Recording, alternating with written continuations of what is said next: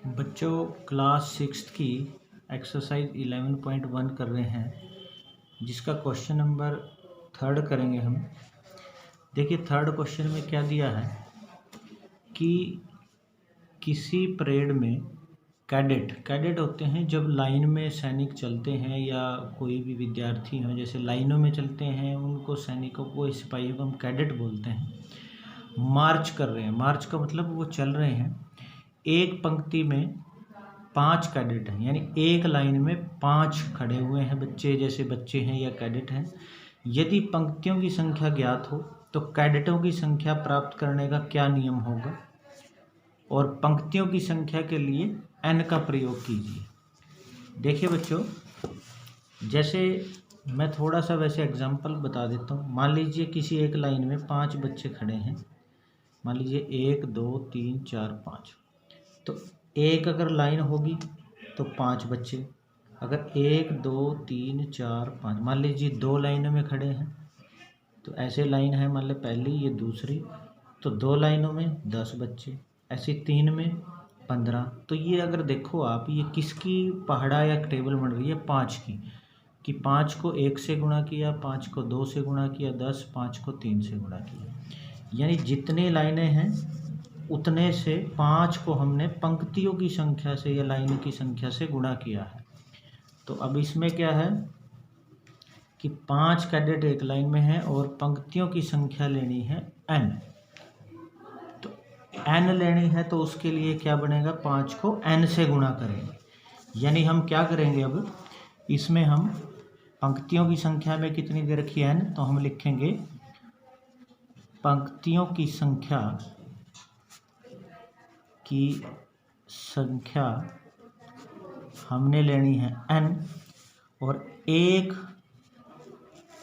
पंक्ति में कैडेट जो हैं वो कितने हैं? 5 हैं। तो कुल कैडेटों की संख्या, तो कुल कैडेट की संख्या निकालनी है हमने। तो कुल कैडेट की संख्या के लिए हम 5 को इस n से गुणा कर लेंगे। तो 5 को n से गुणा करके आएगा 5n, तो इसका आंसर आएगा 5n। बिल्कुल इसी तरह अगला क्वेश्चन है 4th। एक पेटी में 50 आम हैं और पेटियों की संख्या निकालनी है, और पेटियों की संख्या के लिए कह रहे हैं b है। तो कुल संख्या, कुल आमों की कुल संख्या निकालनी है, आमों की कुल संख्या।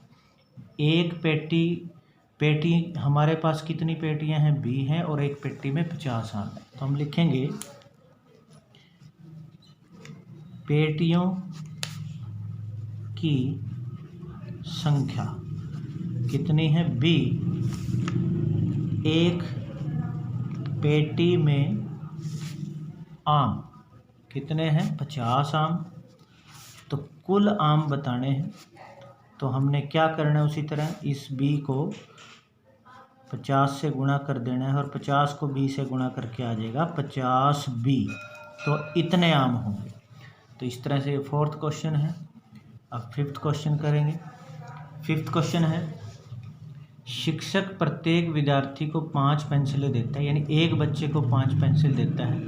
विद्यार्थियों की संख्या अगर ज्ञात हो तो क्या आप कुल पेंसिलों की संख्या, इसमें कुल पेंसिल की संख्या बतानी है, कुल कितनी पेंसिलें होंगी, और विद्यार्थियों की संख्या के लिए s का प्रयोग करना है। तो विद्यार्थियों की संख्या s, तो हम लिखेंगे विद्यार्थियों की संख्या को हमने लिखना है s से। मैं s को स्मॉल s से लिख लेता हूँ, क्योंकि अगर बड़ा s लिखेंगे तो 5 जैसा दिखेगा। एक विद्यार्थी के पास पेंसिल, कितनी पेंसिल हैं? 5 हैं। तो कुल पेंसिलें कितनी होगी? 5 को हमने इस s से गुणा कर देना है, तो बन जाएगा 5s। तो इस तरह से ये 5s पेंसिलें आ जाएंगी। फिर हम 6ठा क्वेश्चन करेंगे। 6ठा है, एक चिड़िया 1 मिनट में 1 किलोमीटर उड़ती है, क्या आप चिड़िया द्वारा तय की गई दूरी को मिनटों में उसके उड़ने के समय के पदों में व्यक्त कर सकते हैं? यानी 1 मिनट में 1 किलोमीटर, 2 में 2 किलोमीटर, 3 में 3 किलोमीटर। इसी तरह इन्होंने कहा है अगर टी मिनट हो, समय के लिए टी का प्रयोग करना है कि मिनटों को, तो टी में टी किलोमीटर जाएगी। तो बस आसान सा क्वेश्चन है, तो हम लिखेंगे कि चिड़िया द्वारा उड़ने में लिया गया समय कितना है? टी मिनट उसने लगाए हैं, और 1 मिनट में तय दूरी, 1 मिनट में तय दूरी है 1 किलोमीटर। तो फिर टी मिनट में, तो टी मिनट में कितनी दूरी तय होगी? तो 1 को टी से गुणा कर देंगे, तो ये आ जाएगा टी किलोमीटर।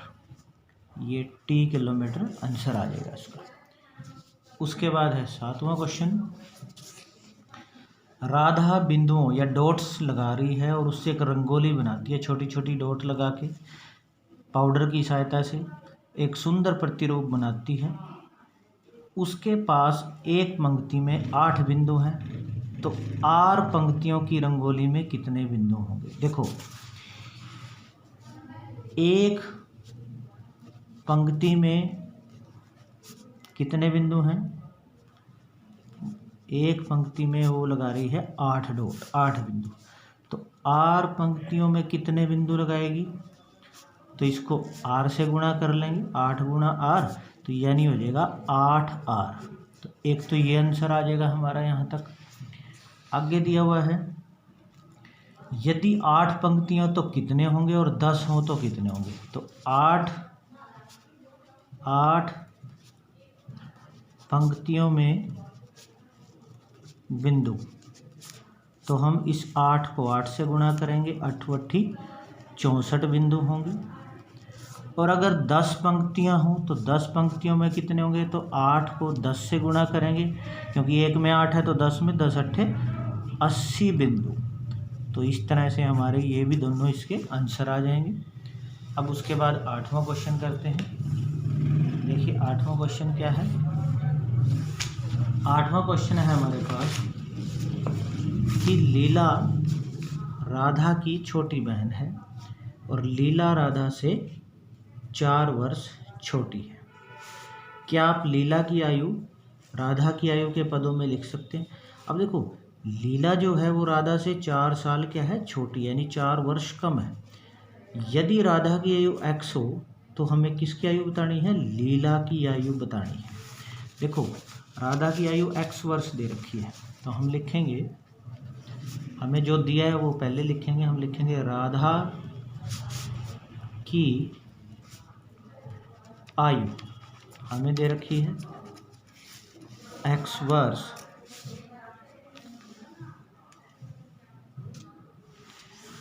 और हमें निकालनी है किसकी आयु? पूछा है क्या आप लीला की आयु, राधा की आयु के पदों में, तो लीला की आयु कितने वर्ष छोटी है? लीला राधा से 4 साल, यानी x में से 4 वर्ष कम हो जाएंगे, तो लीला की आयु हो जाएगी x माइनस 4 वर्ष। तो ये हमारा आंसर आ जाएगा। उसके बाद 9th क्वेश्चन देखिए बच्चों। 9th क्वेश्चन है, माँ ने लड्डू बनाए। अब लड्डू का नाम सुनते ही आपके मुंह में भी पानी आ गया होगा। उन्होंने कुछ लड्डू मेहमानों को और परिवार के सदस्यों को दिए, फिर भी 5 लड्डू शेष रह गए। यदि माँ ने L लड्डू दिए हों तो उसने कुल कितने लड्डू बनाए थे? अब देखिए क्या है, माँ ने क्या किया है कि कुछ लड्डू बनाए थे और कुछ लड्डू जो हैं वो तो दिए आपको, ठीक है। उन्होंने कुछ लड्डू मेहमानों और परिवार के सदस्यों को दिए, फिर भी 5 बच गए, यानी कुछ लड्डू तो दे दिए हैं और 5 और बच गए अलग। और माँ ने अगर L लड्डू उन मेहमानों को दे दिए, मान लो ये कुछ लड्डू थे जो हमें नहीं पता दे दिए और 5 बच रहे हैं, तो कुल कितने लड्डू थे? यानी इन दोनों का जोड़ कर देंगे तो लड्डुओं में 5 जुड़ जाएंगे, उतने हमारे पास लड्डू होंगे। अब मान कितने लड्डू दिए थे मेहमानों को, L, तो हम लिखेंगे मेहमानों को हम लिखेंगे लड्डू दिए L और शेष लड्डू कितने बच रहे हैं फिर भी 5। तो कुल इसका मतलब कितने लड्डू थे, तो कुल लड्डू L में हम ये 5 जोड़ देंगे तो L + 5 लड्डू। तो इस तरह से हमारे पास ये 9th क्वेश्चन हो जाएगा। अब हमें करना है 10th क्वेश्चन। 10th क्वेश्चन है कि संतरों को बड़ी पेटियों से छोटी पेटियों में रखा जाना है।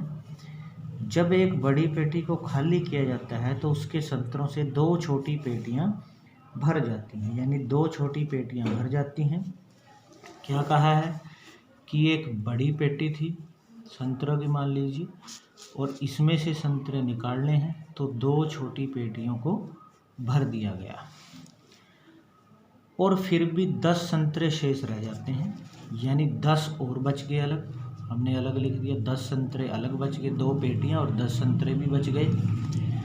यदि एक छोटी पेटी में संतरों की संख्या को x, मान लीजिए एक छोटी पेटी में x इसके अंदर है और x दूसरी पेटी में है, तो बड़ी पेटी में यानी कुल कितने संतरे थे इसमें, तो देखिए बहुत आसान है। x ये था, x ये, x में x जोड़ के होता है 2x और 10 ये, तो 2x + 10 इसका आंसर आ जाएगा। अब करना कैसे है देखिए, हम इसको ऐसे करेंगे, हम लिखेंगे कि एक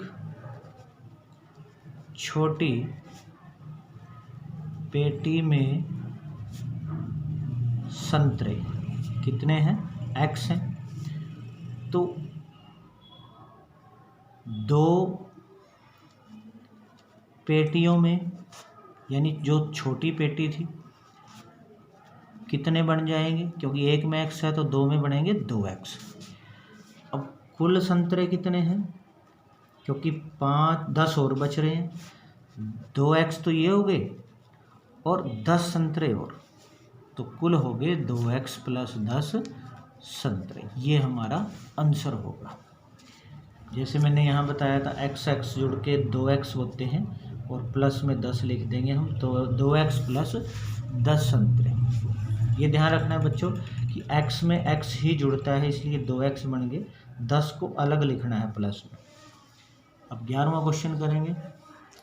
देखिए 11वां क्वेश्चन क्या है कि तिलियों से बने हुए वर्गों के नीचे प्रतिरूप, ये वर्ग अलग अलग नहीं है, 2 संलग्न वर्गों की तिल्य उभयनिष्ठ है। उभयनिष्ठ का मतलब सांझी है। जैसे पहला वर्ग, फिर ये 2 वर्ग हैं तो ये बीच में सांझी है, मतलब आपस में ये कॉमन है एक तिल्ली। फिर 3 बनाए, ये तिल्ली कॉमन है, 3 वर्ग हैं, ऐसे 4। तो इस तरह से वह नियम ज्ञात कीजिए जो वर्गों की संख्या को आवश्यक तिल्लियों की संख्या देता है, और यदि आप अंतिम ऊर्ध्वाधर तिल्ली को हटा दें तो आपको C का प्रतिरूप प्राप्त हो जाएगा। ये कहते हैं अगर लास्ट वाली को हम हटा देते हैं तो C का रूप प्राप्त हो जाएगा। चलो इसको हम नहीं देखते, तो देखिए कैसे करेंगे इसको। अब देखिए 11वें क्वेश्चन में हम इन वर्गों को बनाते हैं। पहले देखिए आपने जब ऐसे एक वर्ग बनाया तो कितनी तिल्लियों की आवश्यकता होगी, 4। फिर हम 2 ऐसे जोड़ के जैसे 2 वर्ग इन्होंने बनाए हैं, तो इसमें देखिए 1 2 3 4 5 6 7, तब हमें 7 तिल्लियों की ज़रूरत होगी। अगर 3 वर्गों को हम बनाएं ऐसे जोड़ के, तो देखिए 1 2 3 4 5 6 7 8 9 10, तब 10 की। ऐसे ही अगर 4 वर्गों को बनाया जाए, सॉरी ये बीच में कॉमन है, और ये 4 वर्ग 1 2 3 4 5 6 7 8 9 10 11 12 13, तो 13, और इस तरह से चलता रहेगा। अब अगर आप देखो, जैसे ये देखो 4 फिर 7 फिर 10, अगर मैं इसको देखूं ध्यान से थोड़ा बच्चों, कि अगर देखो जैसे 3 में अगर मैं यहाँ देखो 1 जोड़ा 4, फिर यहाँ 6 में 1 जोड़ा, फिर यहाँ 9 में 1 जोड़ता हूँ और यहाँ 12 में 1 जोड़ता हूँ। कहने का मतलब जो ये 3, 6, 9 और 12 है, ये 3, 6, 9, ये 12, ये 3 का पहाड़ा है। देखो 3 एकम 3, 3 दूनी 6, 3 तिया 9, 3 चौके 12, यानी 3 के पहाड़े में एक एक जोड़ रहा हुआ है तो तिलियों की संख्या आती है। तो यानी इसका मतलब जो हमारा ये प्रतिरूप बनेगा, ये 3 का पहाड़ा, अगर हमें इस तरह से n तिलियां लेनी हो तो 3 को n से गुणा करके उसमें 1 जोड़ना पड़ेगा, तो ये हमारा प्रतिरूप बनेगा। इसको हम बोलेंगे कि इन वर्गों का जो प्रतिरूप बनेगा वो 3n + 1, यानी 3n क्या है, तिलियों की संख्या, कि अगर 3 की जगह n की जगह 1 रखें तो 3 एकम 3 + 1 लिखना पड़ेगा। अगर 2 रखें 3 दूनी 6 + 1, यानी n क्या है इसमें, तिलियों की संख्या। तो इस तरह से ये हमारे पास ये प्रतिरूप आ जाएगा इसका। अब 12वां क्वेश्चन करेंगे हम। तो देखिए, सॉरी ये तिलियों की संख्या नहीं मैं लिख रहा हूँ, ये तिलियों नहीं, वर्गों की संख्या, सॉरी वर्गों की संख्या, क्योंकि एक वर्ग था, ठीक है। तो 3 के पहाड़े में जैसे 3 × 1 + 1, फिर ये 2 वर्ग थे, फिर 3, तो ये वर्गों की संख्या है। तो ये प्रतिरूप होगा 3n + 1, और n क्या है, वर्गों की संख्या। अब इसी तरह 12वां क्वेश्चन देखो, यहाँ पे 12वें क्वेश्चन में क्या है, हमें ऐसे त्रिभुजें बना के दे रखी हैं, सॉरी ये 11वें का बी पार्ट है, कि ये त्रिभुजों के प्रतिरूप को दर्शा रहा है। इसी तरह व्यापक नियम ज्ञात करने हैं, इन त्रिभुजों को जोड़ के आपस में, तो इसके लिए नियम बताना है। तो देखिए, जैसे हमें पहले ये त्रिभुज बनी तो 3 तिलियों की जरूरत हुई, इसी तरह जब इसको जोड़ के ऐसे 2 त्रिभुज, तो 1 2 3 4 5, इसमें 5 तिलियों की जरूरत पड़ेगी। ये हमने जैसे तो 1 2 3 4 5 6 7, इसमें 7 की जरूरत पड़ेगी, 3 4 5 6 7 8 9, तो 9 की जरूरत हुई। तो इस तरह से अगर n त्रिभुजें हों तो कितने की जरूरत पड़ेगी। तो देखिए कैसे करेंगे हम। अगर आप ध्यान से देखो, ये 2 में 1 जोड़ा, 4 में 1 जोड़ के 5 आता है, ये 6 में 1 जोड़ के 7 आता है, ये 8 में 1 जोड़ के आता है, यानी ये 2 का पहाड़ा देखो, 2 2 दूनी 4, 2 तिये 6, 2 चौके 8, यानी 2 को 1 से गुणा किया, 2 एकम 2, 2 दूनी 4, 2 तिये 6, तो यानी इसको लिखेंगे हम 2n + 1। तो ये इसका प्रतिरूप होगा। तो इसका प्रतिरूप जो होगा वो 2n + 1, और n क्या है, n है त्रिभुजों की संख्या। तो इस तरह से आपने ये बच्चों एक्सरसाइज अच्छी तरह समझ के ये कर लेनी है। हमारी ये एक्सरसाइज 11.1 कंप्लीट हो गई है। आपने इसकी बार बार प्रैक्टिस करनी है और इसको कर लेना है।